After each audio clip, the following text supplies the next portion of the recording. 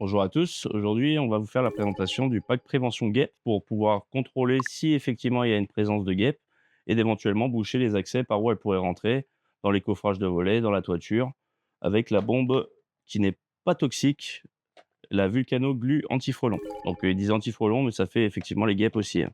Donc le principe il est simple, c'est un jet surpuissant qu'on va mettre aux orifices potentiels d'entrée, hein, que vous pouvez retrouver dans les toitures ou les coffrages de volets.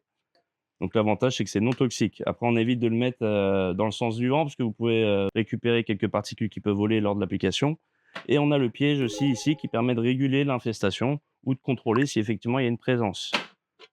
Donc il se présente ainsi, il faut, tout simplement coulisser le piège d'un sens. Vous avez les flèches qui vous invitent à tourner dans ce sens-là.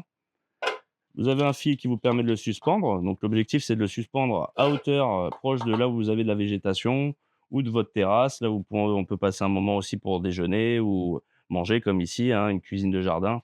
Donc l'objectif, c'est de remplir ça avec un attractif. On peut utiliser de la bière, du vin et un peu de sirop, par exemple, pour ajouter ce côté sucré. On essaie de remplir un peu avant le niveau, je vais vous montrer. Donc voilà, là, ça peut être suffisant, donc il faudra juste s'assurer qu'il y ait toujours un peu. C'est pas suffisant du tout. C'est donc voilà, l'important, c'est de le mettre à peu près à une phalange, du bord, ici, hein, niveau, faut qu'il y ait assez de liquide pour pouvoir piéger les insectes. On rajoute du sirop et là, on a quelque chose de correct pour pouvoir les attraper. Avec celle-là, hop. Une fois qu'on a fait ça, on va installer le fil.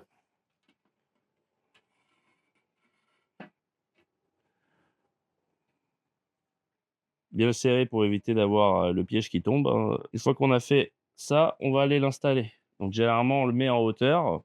Donc on va aller proche de l'habitation. Par exemple, ici, on n'est pas très loin de la terrasse. Une fois que vous l'avez préparé avec le fil, vous allez le fixer sur un buisson, l'attacher tout simplement en suspendant. Voilà, on s'assure bien qu'il reste à niveau.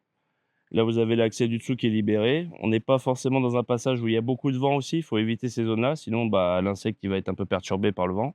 Une fois par semaine, il faudra venir contrôler votre piège et le vider et remplacer l'attractif. Voilà, et le but c'est de quadriller une zone. Donc ici, ça serait pas mal par exemple dans le jardin d'en mettre aux 4 coins pour avoir plus d'efficacité.